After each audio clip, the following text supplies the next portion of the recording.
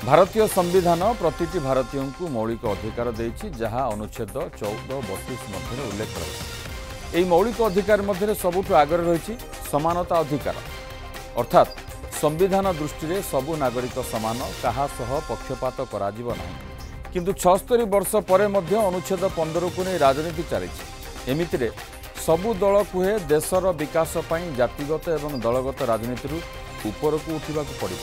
हेले राजनीति मैदान रे यही दलगुड़िक भोटर को प्रथमे धर्म एवं परे जाति आधार में भाग बांटी दियंते। 2015 लालू जंगलराज विरोध में स्वर उत्तोलन कर मुख्यमंत्री होते नीतीश कुमार, किंतु जंगलराज प्रसंग लालू परिवार को बेसी दिन क्षमता ठारू दूर रखिपार ना। तेणु जाति तालिकार नीतीश जोड़ी महादलित एवं अति पछुआ वर्ग।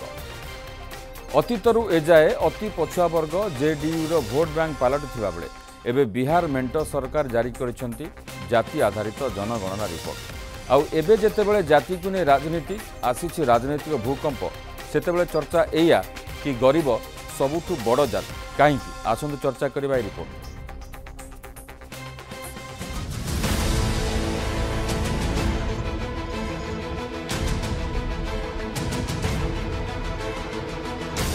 जाति धर्म राजनीतिर माहौल गरम। नीतीश को जाति हथियार, मोदी को गरीब प्रहार। बिहार रे बाजिला बिगुल, जाति को रही राजनीति भूत।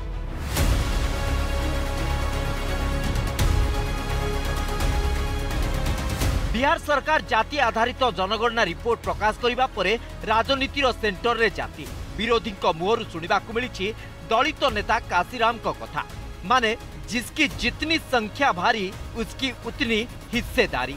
तेबे रिपोर्ट आसु आसु कथा सुप्रीम कोर्ट रे पहुंची। अन्यपटे नीतीश कुमार को कैबिनेट जुडिशियल सर्विस रे आर्थिक पछुआ वर्गों पाई 10% संरक्षण घोषणा करिसेंती।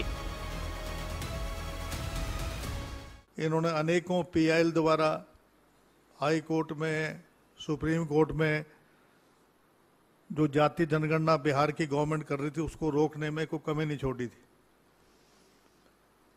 एक बार उनको स्टे भी मिल गया था, लेकिन हाई कोर्ट ने उस स्टे को हटाया। सुप्रीम कोर्ट ने भी उसको बदस्तूर जो है उसी तरीके से अपनी राय रखी। हमने समर्थन किया है, हम समर्थन कर रहे हैं और समर्थन करते रहेंगे। जब जितने भी आदेश आए हैं कोर्ट के, वो कहते हैं कि आपको तथ्यों के आधार पर निर्णय करना पड़ेगा, और जब तथ्य नहीं होंगे तो कैसे होगा। इसलिए तथ्यों के लिए ये अनिवार्य है कि कास्ट सेंसस होना चाहिए, उसको व्यवस्थित करना चाहिए, व्यवस्थित करना चाहिए। देखिए, कास्ट सेंसस होना ही चाहिए। उत्तर भारत में बिहार हो, उत्तर प्रदेश हो, राजस्थान हो, हरियाणा हो और बाकी क्षेत्रों में भी जाति जनगणना एक बड़ा मुद्दा है।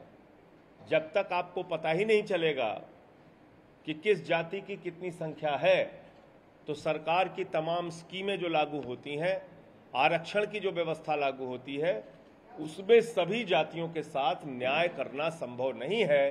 पता नहीं इसके पीछे क्या उद्देश्य है, लेकिन ये सच है कि बिहार आज देश का सबसे गरीब और बीमारू राज्य है, और आज भी लगभग 38% लोग बिहार में भारतवर्ष में सबसे ज्यादा गरीबी रेखा के नीचे हैं।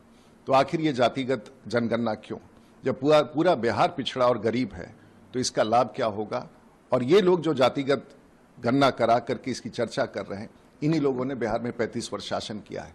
तो मुझे लगता है कि बड़े धोखे की फिर से एक बार बड़ी तैयारी हो रही है।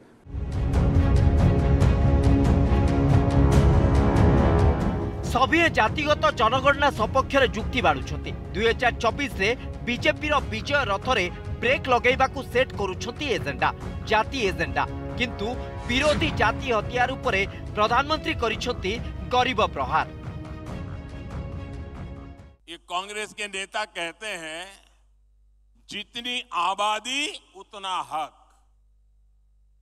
मैं कहता हूं इस देश में अगर सबसे बड़ी कोई आबादी है तो वो आबादी गरीब है, और इसलिए मेरे लिए गरीब ही सबसे बड़ी आबादी है, और गरीब का कल्याण यही मेरा मकसद है।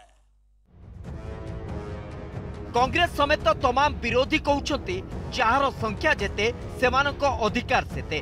किंतु प्रधानमंत्री नरेंद्र मोदी पूर्वतन प्रधानमंत्री मनमोहन सिंह को उदाहरण दे बुझाई देइछंती कहार केते अधिकार। कि पूर्व प्रधानमंत्री मनमोहन सिंह जी क्या सोच रहे होंगे। भारत के पूर्व प्रधानमंत्री मनमोहन सिंह जी तो कहा करते थे कि देश के संसाधनों पर पहला हक माइनॉरिटी का है, अल्पसंख्यकों का है, और उसमें भी मुसलमानों का है। अब कांग्रेस कह रही है कि आबादी तय करेगी कि पहला हक किसका होगा। सोमवार मध्य प्रदेश ग्वालियर रु टार्गेट करथिले, मंगलवार छत्तीसगढ़ रु प्रधानमंत्री मोदी प्रश्न करिसथि कांग्रेस केउ मानक ठारू हक छड़ेबा को चाहूची। अल्पसंख्यकों का हक कांग्रेस कम करना चाहती है क्या? और आबादी के ही हिसाब से ही अब तय होने वाला है, तो पहला हक किसका होगा भाई? क्या अल्पसंख्यकों को कांग्रेस हटाना चाहती है क्या? तो क्या सबसे बड़ी आबादी वाले हिंदू अब आगे बढ़कर अपने सारे हक ले लें क्या? अर्थात हाड़ हिंदुत्व को आपणैथिबा बीजेपी जाति राजनीति रे संख्या लोगों को कथा कही विरोधी को टार्गेट करिसथि। जाति जनगणना पछरे थिबा विरोधी को एजेंडा को नहीं वोटर को सतर्क कराई दैछथि। आपको आगाह करता हूं, कांग्रेस और उसके सहयोगियों की इस नई साजिश हमें सतर्क रहना चाहिए। और अगर हक की बात करनी है तो मैं कहूंगा कि इस देश के संसाधनों पर पहला हक भारत के गरीब का है।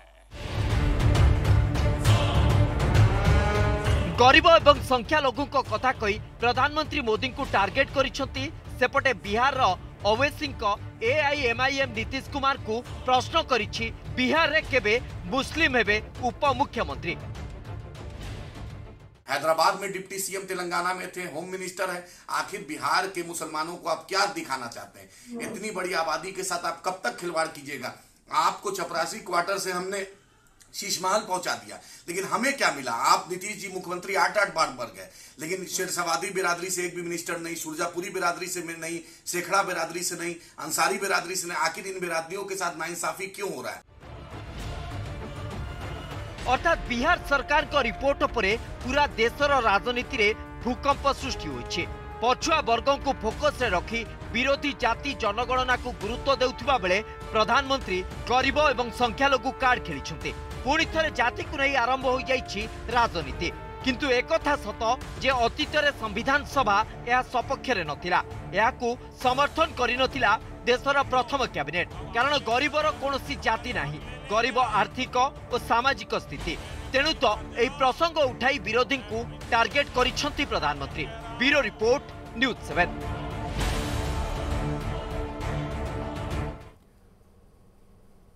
सेपटे भारत को दक्षिण एशिया अर्थनीतिर हाथी बोली कहते विश्व बैंक अर्थनीतिज्ञ भारतर अभिवृद्धि पथ को प्रशंसा कर। विश्व बैंक 2023-24 आर्थिक वर्ष में भारतर जीडीपी अभिवृद्धि 6.3% रही पूर्वानुमान करिछि। विश्व बैंक यह आह्वानपूर्ण परिस्थिति रे भारत स्थिरता प्रदर्शन जारी रखिछि। 2022-23 आर्थिक वर्ष में भारतर अभिवृद्धि हार 7.6% थिबा विश्व बैंक रिपोर्ट रे कहा जायछि। जहाको दृष्टि रखी विश्व बैंक दक्षिण एशिया आंचलिक मुख्य अर्थनीतिज्ञ फ्रांजिस्का ओहनसर्जे कहते भारत दक्षिण एशियार अर्थनीति रे हाथी सदृश। Our team expects India's growth in this fiscal year 23-24, to be 6.3%. This number is unchanged from our previous projection, which was delivered 6 months ago. We are expecting growth to be underpinned by robust private investment, and we expect to see some strength in the services sector as well.